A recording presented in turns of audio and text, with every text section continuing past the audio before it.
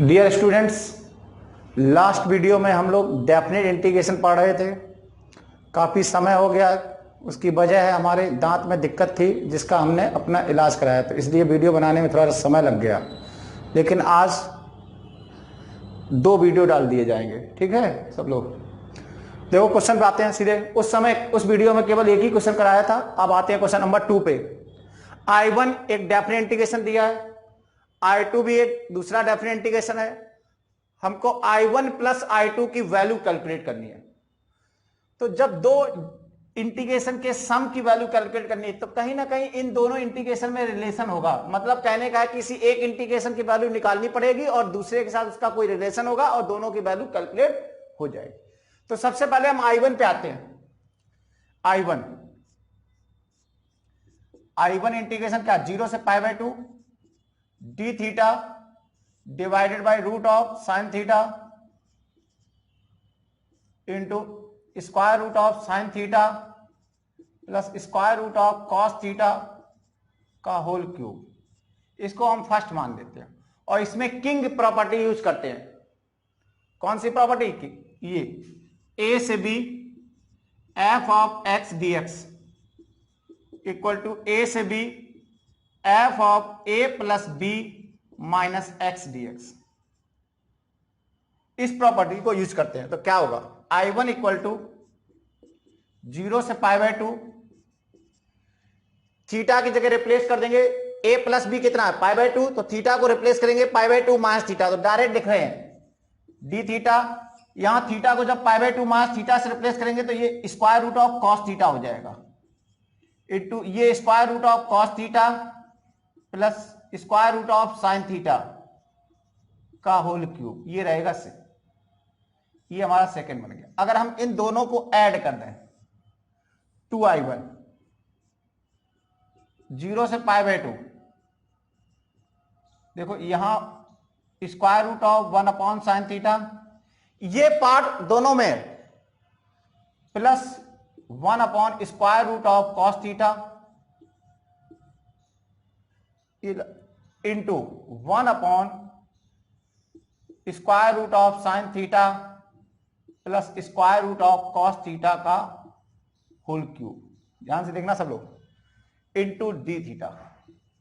आगे बढ़ा, देखो ये ऐड होगा जब ऊपर जाएगा square root of cos theta plus square root of sine theta upon root sine theta plus root cos theta. ऊपर आया है root sine theta plus root cos theta, इसके साथ एक कैंसिल हो जाएगा तो ये वैल्यू आ जाएगी D theta upon square root of sine theta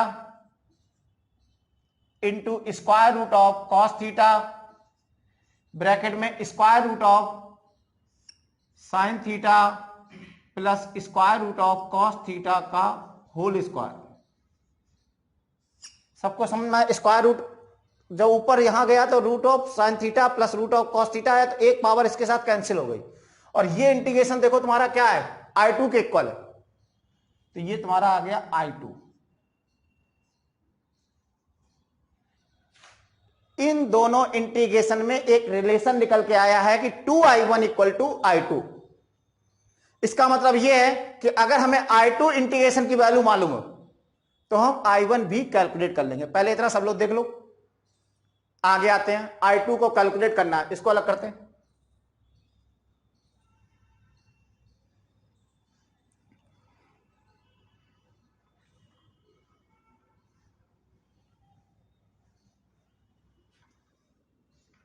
I2 को कैलकुलेट करना है। देखो ये साइन और कॉस का फंक्शन है तो इसको हम क्या करेंगे, टेन का फंक्शन बना लेंगे। तो यहां अगर टेन बनाना तो square root of cos theta common लेंगे। ध्यान देना, square root of cos theta common लेंगे तो बाहर कितना आएगा, कॉस थीटा आएगा। तो हम इसको ऐसे दे D theta upon root sine theta upon root cos theta, सबको टेन का फंक्शन बना रहे into square root of cos theta. ये सेम रहा, ये मल्टीप्लाई किए तो ये कॉस हो जाएगा। ऊपर नीचे square root of cos theta multiply करिए, कॉस है। इसमें से square root of cos theta common लिए तो बाहर कॉस थीटा आएगा और ये हो जाएगा square root of tan theta plus 1 का होल स्क्वायर। इनडेफिनिट इंटीग्रेशन में हम लोग पढ़े थे कि अगर इसको फंक्शन ऑफ टेन बना ले, टेन थीटा, और ऊपर सेक स्क्वायर थीटा अलग से हो जाए तो ये आसानी से इंटीग्रेट हो जाए। ये वैसा ही हो रहा है, देखो ये कितना हो जाए कॉस स्क्वायर थीटा, ऊपर गया तो क्या हो जाएगा sec square theta D theta divided by square root of tan theta into bracket में square root of tan theta plus 1 का होल स्क्वायर। अब ये हमारा इनडेफिनिट इंटीग्रेशन बन गया। ये 0 से π/2 लिमिट पे है, 0 से π/2।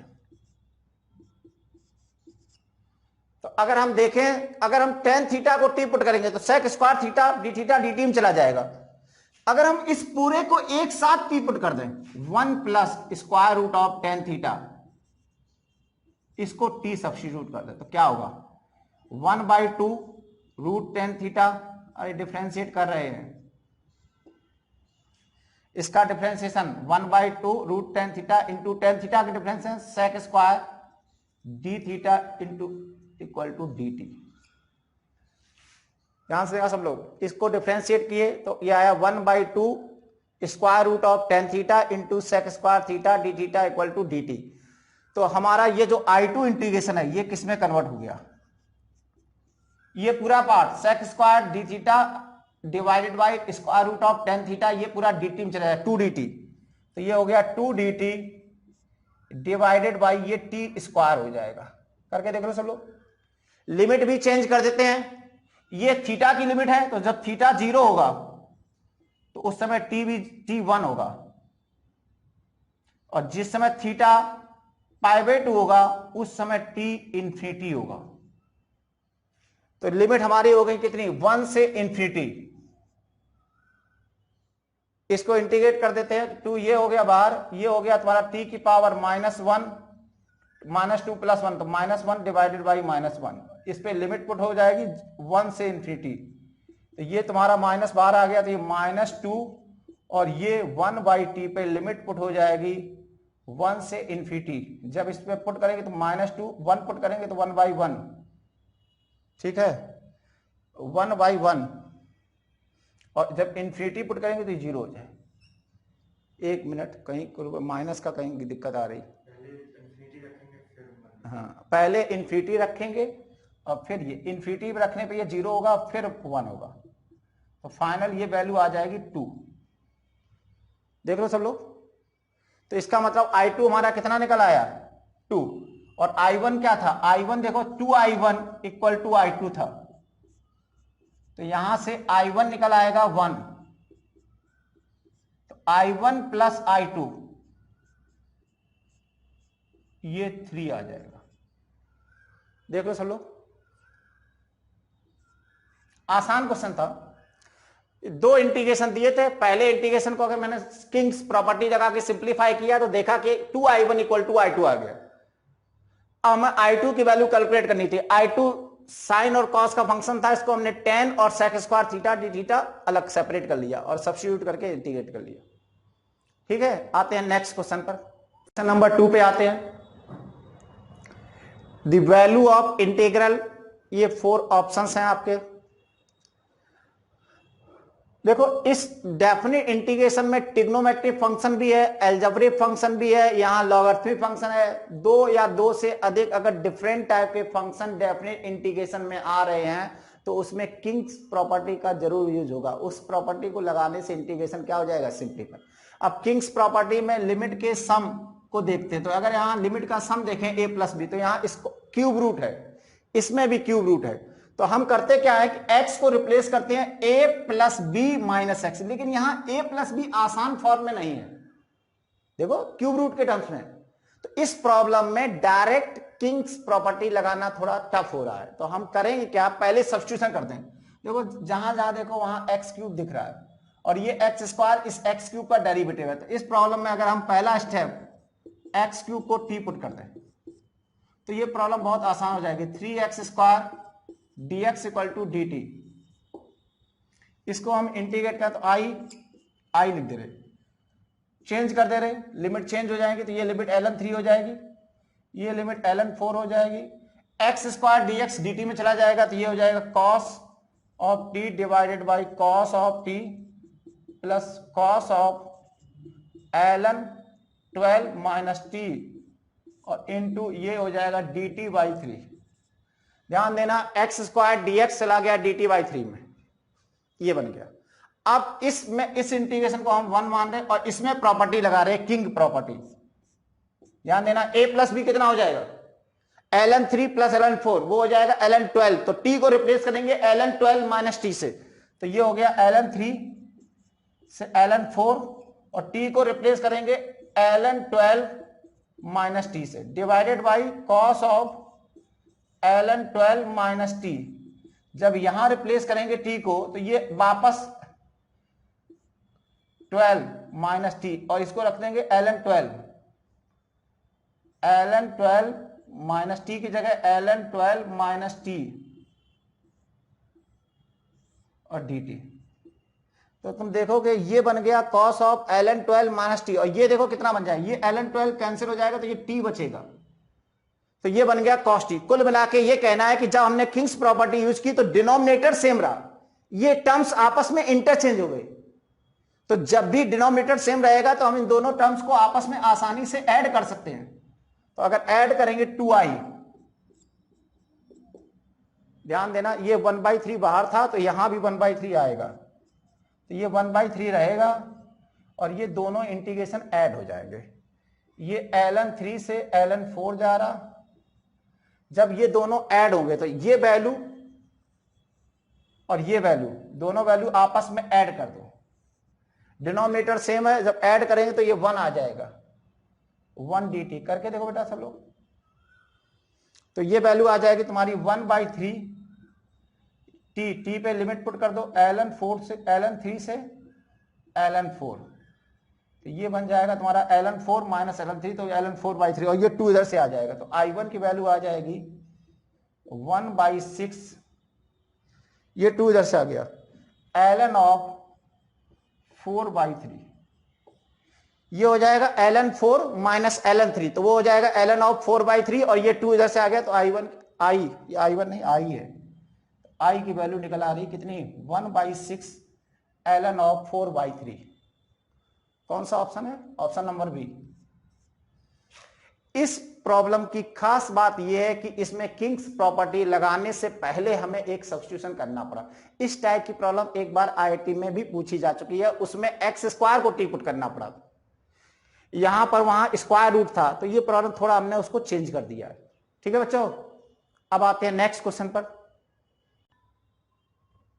क्वेश्चन नंबर 4 पे आते हैं बच्चों। एक फंक्शन एफ एक्स दिया हुआ है और हमें डेफिनेट इंटीग्रेशन की वैल्यू निकालनी -2 से 2 एफ एक्स डी एक्स। जब भी कोई डेफिनेट इंटीग्रेशन में जो इंटीग्रेशन की लिमिट है वो जितना नेगेटिव है उतना ही पॉजिटिव साइड है, मतलब एक तरह से नेगेटिव और पॉजिटिव में सिमेट्रिकल है। कैसा है? सिमेट्रिकल है। तो उस इंटीग्रेशन में हमेशा एफ एक्स फंक्शन का एक बार तुम लोग नेचर पता लगा लिया करो कि वो फंक्शन इवन है कि ऑड है। क्या पता करोगे? इस एफ एक्स फंक्शन का नेचर, ये एफ एक्स फंक्शन इवन है कि ऑड। तो अगर हम इसको ऑब्जर्व करें, बहुत आसान है ऑब्जर्वेशन, अगर x की जगह -x से रिप्लेस करें तो यहां x की जगह -x, तो यहां -x हो जाएगा, यहां मॉड के भीतर -x होगा, सेम रहेगा। यहां x की जगह -x हो जाएगा, x की जगह -x, यहां प्लस हो जाएगा 1 + x, यहां x की जगह -x, सभी जगह रिप्लेस करेंगे, ध्यान देना। यहां पर भी ये x mod x हो जाएगा और x की जगह -x। तो अगर तुम ध्यान से देखना, जब ये x की जगह -x तो यहां इनइक्वालिटी चेंज होगी, ये x > 1 में हो जाएगा, इसमें कोई फर्क नहीं पड़ेगा। ये -1 से 1 माइनस से मल्टीप्लाई करेंगे तो इनइक्वालिटी की डायरेक्शन चेंज हो जाएगी, तो ये 1 हो जाएगा, ये x हो जाएगा, ये -1। तो इंटरवल वही रहा, देखो x कहां से कहां, -1 से 1, ये भी x -1 से ग्रेटर और 1 से छोटा। इसमें जब माइनस से मल्टीप्लाई करेंगे तो ये x <-1 होगा, इनइक्वालिटी चेंज हो गई। तो हम देख रहे हैं फंक्शन सेम रहा। देखो यहां x less than equal to minus 1 में क्या था, x मॉड x। यहां पर भी x less than equal to minus 1 में क्या है, x मॉड x। यहां पर x greater than equal to 1 में क्या था, minus times x mod x। यहां पर भी x greater than equal to 1 में क्या है, minus times x mod x। और 20 वाले पार्ट में जब x मास 1 से 1 है उस समय ये सेम फंक्शन, देखो ये इंटरचेंज हो गया। इसका मतलब f ऑफ माइनस एक्स और एफ एक्स कैसे हैं, बराबर आ गए। f of minus X equal to F X. इसका मतलब हुआ कि एफ एक्स हमारा कैसा फंक्शन है, इवन फंक्शन। एफ एक्स हमारा कैसा फंक्शन है, इवन। ठीक है। जब भी डेफिनेट इंटीग्रेशन की लिमिट माइनस और प्लस में बिल्कुल सिमेट्रिकल होगी तो उस केस में एफ एक्स फंक्शन का नेचर जरूर पता करना होगा कि वो इवन फंक्शन है कि ऑड फंक्शन। हमने इस एफ एक्स फंक्शन का नेचर पता किया तो ये एक इवन फंक्शन है। अब हम इस डेफिनेट इंटीग्रेशन को करते हैं। देखो सब लोग, ये अलग कर रहे बेटा।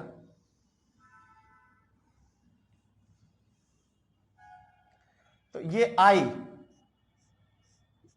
-2 से 2 एफ एक्स डी एक्स, ये हो जाएगा 2 टाइम्स 0 से 2 एफ एक्स डी एक्स, क्योंकि एफ एक्स कैसा है, इवन।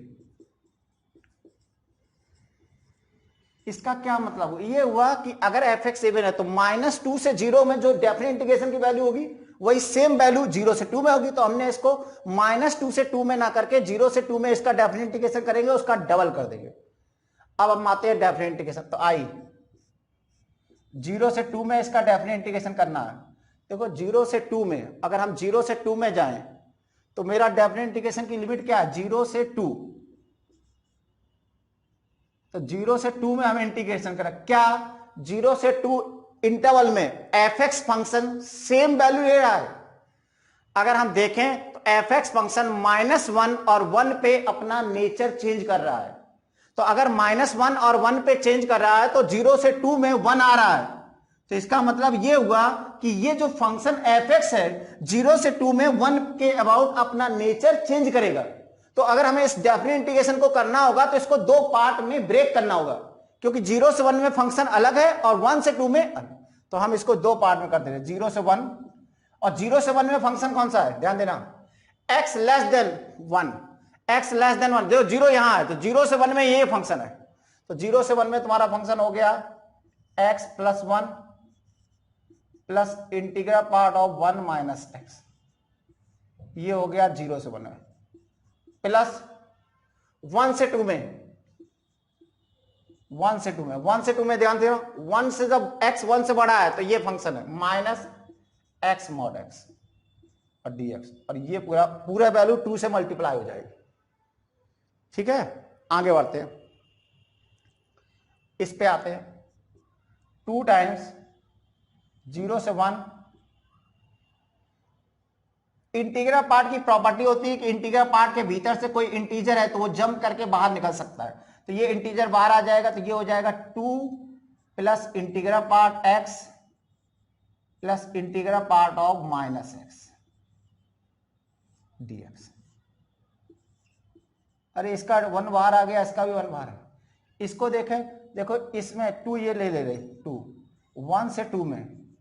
अब 1 से 2 में x कैसा होता है, पॉजिटिव, तो ये x हो जाएगा, तो ये माइनस हो जाएगा, माइनस एक्स स्क्वायर dx। इस पार्ट को तो हम तुरंत इंटीग्रेट कर लेते हैं।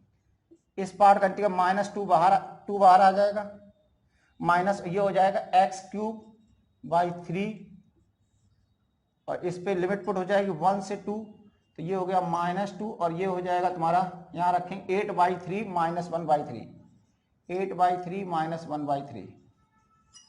एक बार x की जगह 2 और एक बार x की जगह 1, तो ये 8/3 -1/3 तो कितना आ रहा, 7/3, और ये तो ये आया -14/3।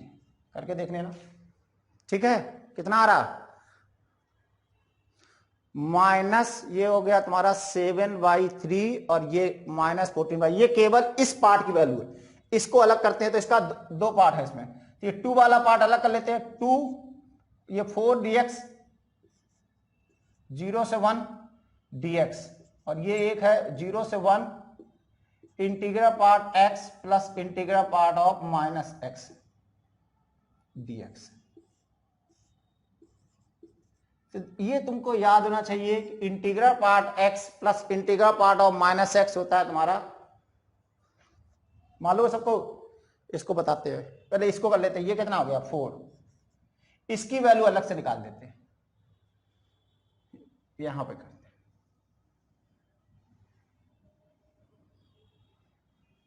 देखो integral part of x plus integral part of minus x, इसकी वैल्यू होती है 0 इफ x इंटीजर।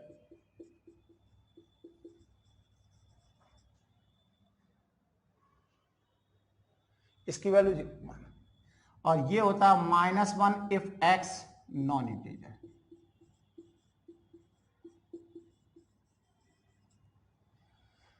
ये तुमको मालूम चाहिए। Integral part x plus integral part of minus x होता है 0 इफ x इंटीजर, और -1 होता है इफ x नॉन इंटीजर। तो देखो यहां पर जो इंटीग्रेशन हो रहा है वो 0 से 1 के बीच में हो रहा है। तो 0 से 1 के बीच में सभी नॉन इंटीजर हैं, उनके लिए इसकी वैल्यू कितनी हो जाएगी -1।